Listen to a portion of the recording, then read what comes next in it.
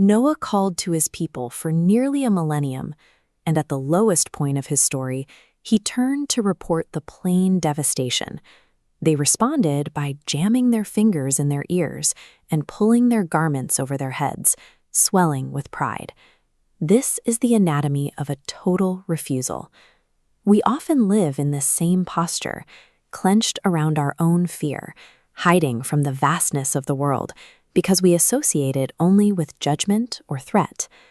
But verses 10 through 14 reveal the actual content of the call they were fleeing. Noah was not standing over them with a raised fist. He was holding out a garden. He promised that a single act of turning would unlock the sky, wealth and children, and running rivers. Noah reframes the act of seeking forgiveness, or istighfar. In his mouth, it shifts from a fearful escape from punishment into a way of opening a life. He offers a world where an inner shift precedes an outward cascade of abundance. Classical teachers built a beloved lesson on this material promise. A man once came to the scholar Al-Hasan al-Basri, complaining of drought.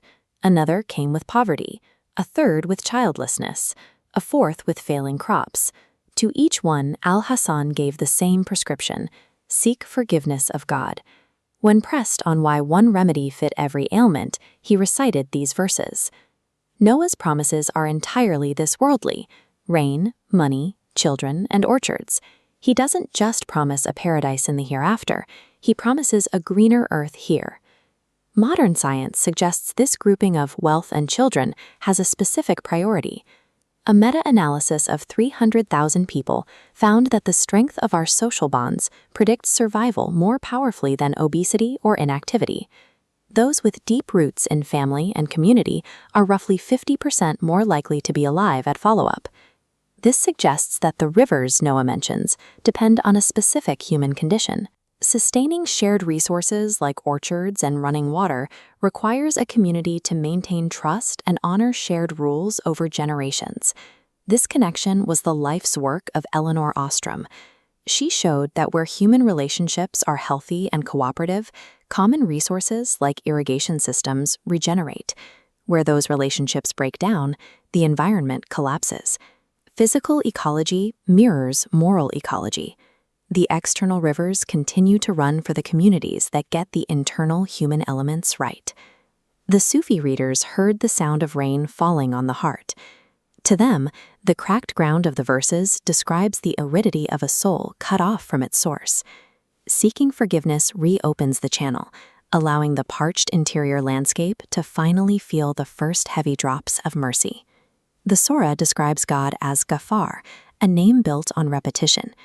It describes a forgiveness that is not a single grudging act, but a standing disposition. It is a continuous downpour. Al-Ghazali taught that the spiritual task is not to earn a pardon and leave, but to learn how to stay in that rain. The person who keeps seeking forgiveness is the one who has stopped running for cover. Human embryonic development is divided into 23 distinct stages, assembled in precise order. This is Noah's evidence. God created you at Warren, stage upon stage. Mystics saw this as a map for the spirit, the soul built patiently, from the commanding self to the self at peace. There is a deep consolation here.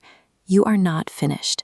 Physically and spiritually, you are mid-construction, a miracle still being made piece by patient piece. Verse 13 asks a question of genuine bewilderment.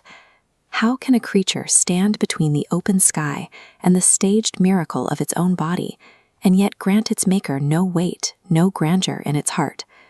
To grant nothing any weight above oneself is a quiet impoverishment.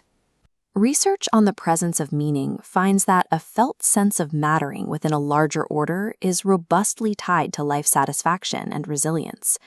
If the sky feels shut, the dam may be somewhere inside. Ask yourself what old faults you are still clenched around, or what self-punishment you have carried long past its usefulness. Try a practice of release for 7 mornings. Start with a single sentence, letting go of one thing you have held against yourself. Then do one small thing that waters a relationship, a kindness with no return, or a message to someone you love. The refusal to feel small before something vast is often the very thing blocking the abundance that smallness was designed to receive. You who forgive and forgive again, unclench my heart. Let me stand out in the rain of your pardon rather than run from it.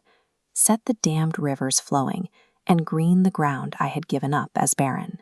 And when I doubt that I am your work, return me to my own beginning, made in stages by your hand, and not yet finished.